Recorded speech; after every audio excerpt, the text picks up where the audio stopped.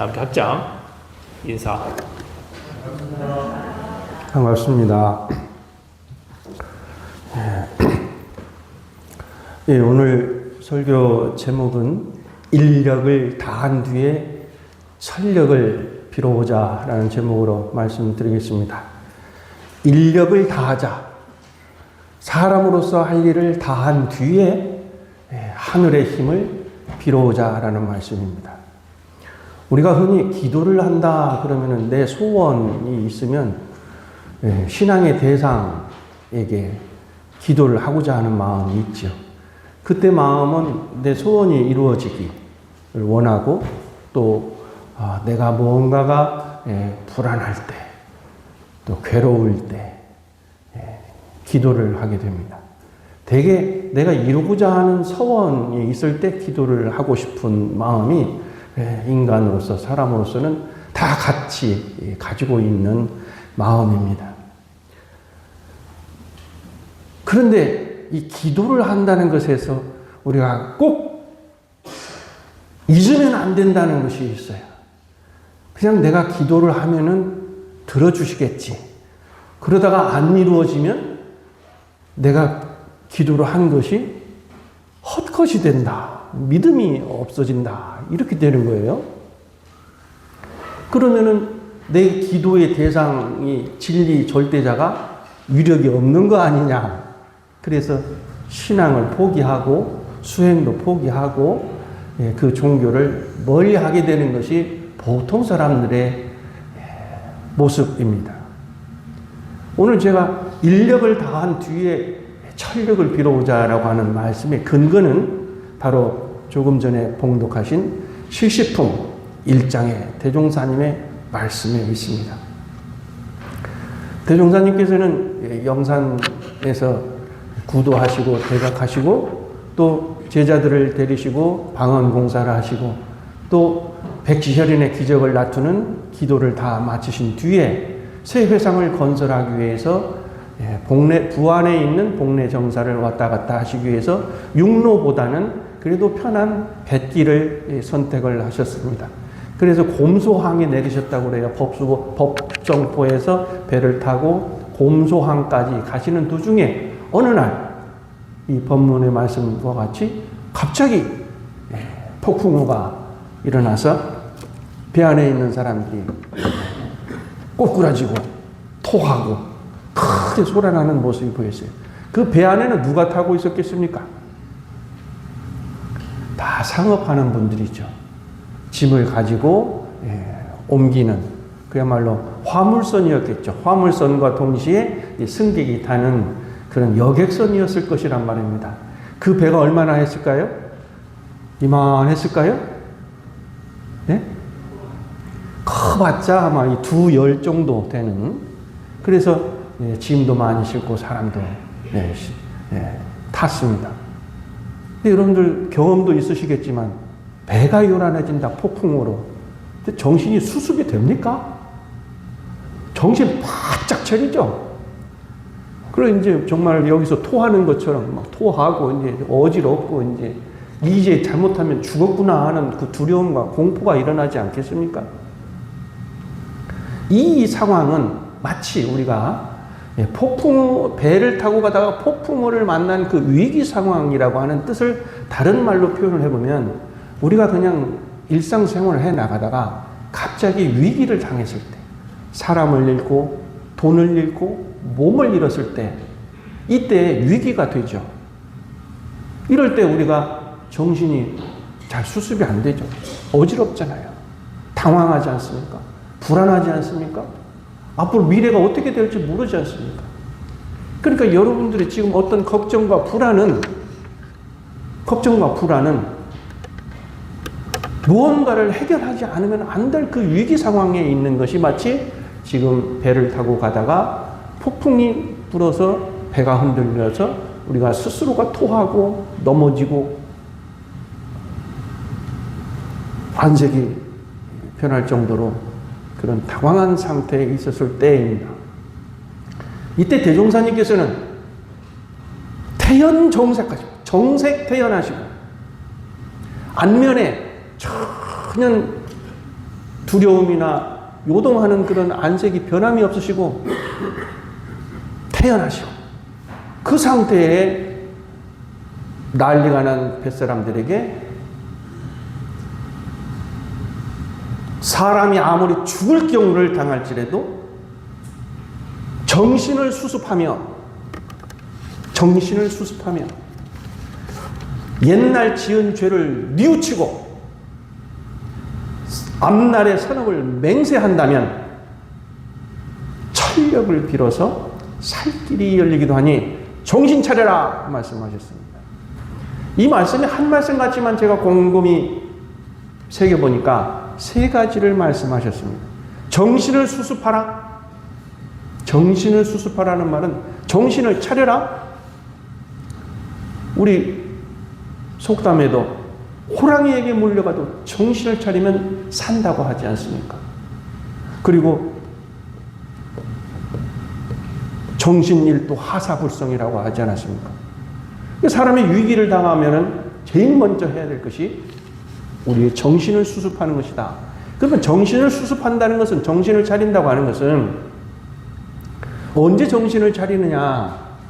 정신을 차린다는 말에 이제 반대되는 말은, 비유되는 말은 정신이 혼미해졌을 때, 또 그것을 다른 말로 말씀드리면 내 마음이 경계에 흔들렸을 때, 내 마음이 불안해지고 요란해지고 또 뭐가 뭔지 모르고 혼미해져가지고 사리를 분별을 못할 때, 그리고 뭔가의 욕심에 끌려서 또는 화남에 끌려가지고 내 정신이, 마음이 불안할 때, 이런 것들이 다 우리 정신이 혼미한 상태예요.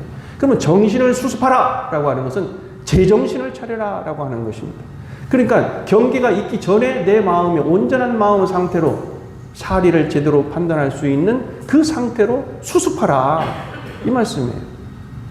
그러니까 우리가 평상시에 늘 공부한다는 것이 경계를 당해서 우리 마음이, 정신이 흔들릴 때에 다시 그 원점을 되찾아가는 것이 정신을 수습하는 것이다, 이 말씀이에요. 두 번째는 옛날에 지은 죄를 뉘우치라는 말씀을 하셨습니다. 저는 묘하게 초등학교 때 얼마나 소년이 이제 막 방방 뛰지 않습니까? 교실에서 이렇게 막 방방 뛰고 막 뛰어 놀다가 그 무릎인가를 그 책걸상에 부딪혀가지고 얼마나 아프던지, 그때 제가 그 아픈 무릎을 꼭 잡고는 잘못했습니다, 제가 속으로 그랬다니까요. 아마 어머니 따라다니면서, 교당 다니면서 뭔가 이렇게 나한테 그 해가 오면은 그 잘못했다고 하는 것을 뉘우치라고 하는 이야기를 들었던 것 같아요. 그러니까 우리에게 어떤 환난이 왔을 때에는 이 환난이 왜 나한테 오느냐가 아니라 이 환난이 온, 고통, 고난이 온 것에 대한 내 죄업이 있으려니라고 하는 생각하는 것이 신앙인이에요.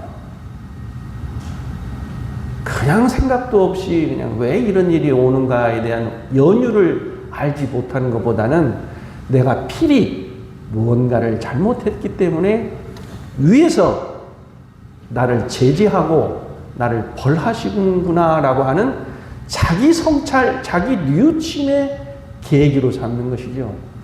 그러니까 지금 이 폭풍우를 만나서 배가 흔들려서 사람이 다 물에 빠져 죽기 일보 직전에 우리가 생각해야 될 것은 내가 지은 죄업이 무엇이냐라고 하는 것을 참회 반성해야 된다라는 말씀을 하고 계시는 거예요.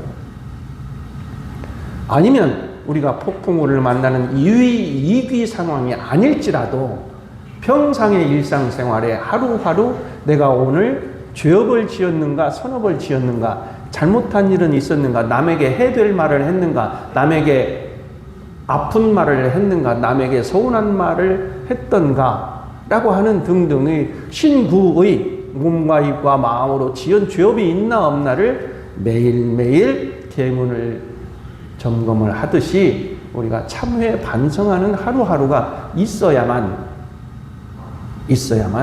우리의 마음과 몸이 청정해지는 것이죠. 그러니까 위기를 당했을 때도 나의 죄업을 청산을 하고 또 평상시 일상생활에서도 내가 하루하루를 죄업이 있는가 없는가를 살펴보는 것이다. 이것이 두 번째입니다. 세 번째는 앞날의 선업을 맹세한다면 이건 미래에 내가 어떻게 하겠다라는 말씀입니다. 근데 선업을 맹세한다고 하는 것은 선업이라고 하는 것은 선업은 무엇입니까? 나만 나를 좋게 하는 것은 선업이 아니에요. 선업이라고 하는 것은 다른 사람에게 좋은 일, 다른 사람을 도와주고 다른 사람을 살리고는 것이 선업이에요. 선업. 선업의 이전에는 뭐가 있습니까? 업이라고 하는 것은 행이 쌓여서 업이 되는 겁니다. 선행. 선한 행동이 쌓이면 그것이 업이 된다는 것이에요. 그러면 선행은 그 앞전에 무슨 것이 있어요? 선한 마음이 시작이 돼야 됩니다. 그래서 예를 들어서 우리가 아침 기도의 노래를 부를 때 오늘 또 2년마다 화한 꽃이 피어서 항상 고마운 인연이 되게 하소서라고 하는 것도 마음속으로 다져야, 그 마음을 다져야 그 고마운 행동이 나오고 그 고마운 행동이 계속 하루하루 쌓여갈 때 선업이 되는 것입니다. 그러면 이 세 가지를 다 모아보면 첫째는 정신을 수습하라. 마음 공부를 해라. 경계를 당해서. 두 번째는 옛날에 지은 죄업을 참회하라. 참회죠. 세 번째는 선업을 맹세하라. 이 선업을 맹세한다는 것은 중요한 관점이 하나, 기준이 있어요. 자리이타라는 말씀을 우리가 잘 알고 계시죠? 나만 이롭게 하는 것은 선업이 아니죠. 남도 함께 이롭게 하는 것이 선업이에요. 그래서 재생의세 사업이 가장 큰 선업이죠. 의료로서 또는 깨우침으로써 세상 사람들을 구제해내는 것이 가장 큰 선업이죠. 그리고 가장 큰 위력을 발휘를 하죠. 그래서 우리가 성불 제중의 서원을 세워서 실행하는 것이 가장 큰 선업을 맹세하는 것입니다. 이보다 큰 선업은 없죠. 이보다 큰 맹세는 없어요. 그러니까 여기에는 기준이 있다고 하는 것은 무슨 말씀이냐면 자타의 관념을 초월해야 돼요. 너다, 나다, 네 것이다, 내 것이다, 우리다, 아니다 라고 그 선을, 그 바운더리를 좁히면 좁힐수록 자기 속으로만 살게 되는 것이고 이 경계를 자꾸 넓히면 넓힐수록 혈연을 벗어나 지역사회를 벗어나 가족, 시족을 벗어나 우리라고 하는 것을 벗어나면은 이 국한이 없는 자타의 그 관념을 초월해버리는 그 생각과 행동이 그야말로 최고의 선업이다. 이런 말씀을 드려서 성인들께서는 이 자타의 관념을 완전히 놓아버리시고 이 세상 모든 생명을 한 우란으로 보시고 한 가지 일로 보셨기 때문에 성인들은 위대하신 것이거든요. 그래서 선업을 맹세한다고 하는 것은 자타의 관념을 초월해서 선업 짓기를 노력하는 것입니다. 이 세 가지가 우리가 사람으로서 할 일을 다한 것이라고 대종사님께서는 이 짤막한 한 말씀에 계신 거예요. 이 세 가지를 갖춘 뒤에 철력, 죽을 경우를 당해서라도 정신을 수습하고 죄업을 청산하고 선업을 맹세했건만 그래도 죽을 경우를 당해서라도 하늘의 힘을 빌어오려고 하면 기도하라. 하늘이 살려줄 수 있다. 그럼 결과적으로 이렇게 봐야죠. 어떤 사람은 죽었고 어떤 사람은 살았다. 그러면은 그 사람은 정신을 수습하지 못하고 참여를 하지 못하고 선업을 맹세하지 못한 사람은 하늘이 버렸다.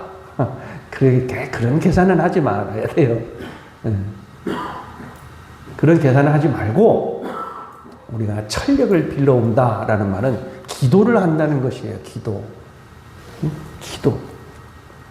인간의 힘을 벗어나서 하늘의 힘, 절대자의 힘, 그 힘을 빌어오기 위해서 기도를 합니다. 서두에 말씀드린 것처럼 기도를 한다는 것이 그냥 교무님 기도해 주세요 그러면 어때요? 여러분들 아무 효과 없을 거요. 교무님이 새벽에 기도를 해 주시더라도 여러분들은 또 집에서 기도를 하실 때 선업을 맹세하고 또 죄과를 뉘우치고 항상 마음의 근원을 찾아가는 정신수양을 하고 사리연구를 하고 작업치사 공부를 자꾸 해나가는 동시에 기도를 해야 기도가 되는 것이지, 그것도 하지 않으면서 교부님이 대신해주는 기도 아무 효과가 없을 것이라고 생각을 합니다. 예를 들어서 차량 안전 기도를 해주십시오 적어내서 교무님들이 며칠간 했다. 그런데 운전하는 사람이 정작 정신을 수습하지 않고 교통법규를 지키지 않고 과속을 하거나 그럴 경우에 그게 사고가 나면은 사람으로서 잘못한 것이지 차량 안전 기도했는데 그게 아무 효과가 없다고 그걸 말할 수는 없지 않습니까? 사람이 할 일을 다 하고 나서 하늘의 기도를 비는 것이다 라고 하는 말씀을 드립니다. 제가 20살 시절에 저희 아버님으로부터 자동차 운전을 배울 때 첫째는 자동차를 운전하기 전에 뛰지 말라 말씀하셨어요.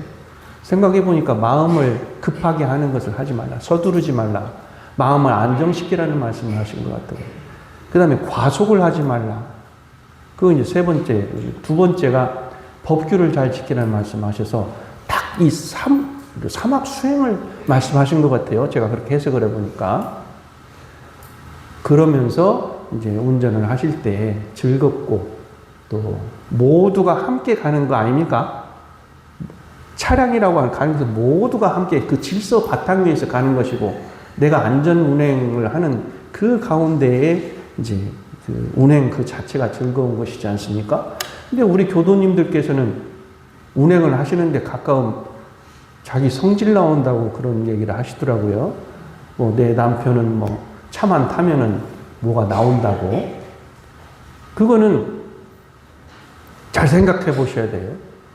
잘 생각해 보셔야 돼요.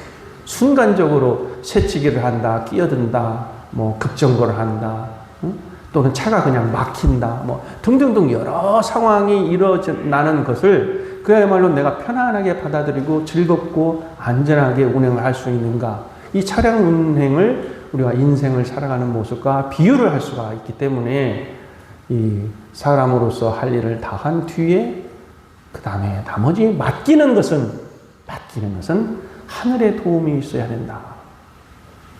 그러면 이제 하늘의 도움이라고 하는 것이 신앙의 대상인데 우리의 신앙은 어떻게 하느냐? 우리의 신앙은 어떻게 합니까? 신앙은 어떻게 해요? 첫째는 법신불 일원상의 진리를 대상으로 해야 돼요. 우리들의 신앙은 첫째는 신앙의 대상이 법신불 일원상이라고 하는 대상을 확실히 하시고 두 번째는 그 진리를 믿는 것에 있습니다. 그럼 일원상의 진리를 믿는다는 것을 뭘 믿느냐? 그것은 일원상의 진리, 신앙에 대해서 여러분들이 일원상의 진리는 그것이 무엇인가를 그 내역을 낱낱이 여러분들이 원불교 그 일원상의 신앙에 대해서 몇 번이고 수십 번이고 수백 번이 읽어서 내가 무엇을 믿어야 할 것인지라고 하는 내용을 여러분들이 일생을 통해서 이걸 확실하게 믿으셔야 된다. 무엇을 믿는지 알지 못하고 교당에 다니는 것은 그 헛걸음입니다. 세 번째 신행을 한다는 것은 복과 해를 구하는 것이다. 기도를 통해서 뭘 원합니까? 복을 구하는 거 아니겠어요? 인연복, 뭐 직업에 취직하는 복, 자녀가 잘 되는 복, 건강하게 되는 복, 우리 부모님 건강하게 잘 사시는 복, 내 자녀 잘 되게 하는 복, 이 지역사회가 발전하는 복, 그 다음에 내가 원하는 사람 그 길이 환히 뚫리기를 그러는 복, 그거 다 인연복이고, 재산복이고, 또 건강의 복이고, 그러지 않습니까? 그 다음에 지혜를 구하는 거 아닙니까? 지혜. 인간으로서는 지혜가 없으면 살 길이 막막하죠. 좌충우돌 할 수밖에 없어요. 지혜가 없는 사람은. 사리분별 못하는 사람은 항상 내가 왜 이렇게 사는지를 알지 못해요. 그 지혜가 없어서 그런단 말이에요. 그럼 지혜라는 것은 대소유무 이치와 12이해의 그 인간의 일들에 대해서 연구해서 그 이치를 꿰달아 알아야 된다는 거죠. 그것이 지혜예요. 어떤 것이 해가 되고 어떤 것이 복이 되고 어떤 것이 이가 되고 어떤 것이 해로움이 되는가를 그 이치를 알아야 그게 지혜라는 말씀이에요.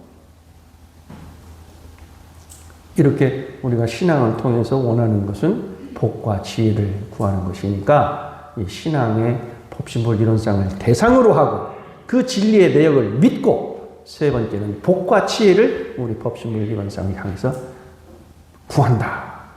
이것을 오늘 월초 기도일을 당해서 다시 한번 새겨드립니다. 감사합니다. 감사합니다.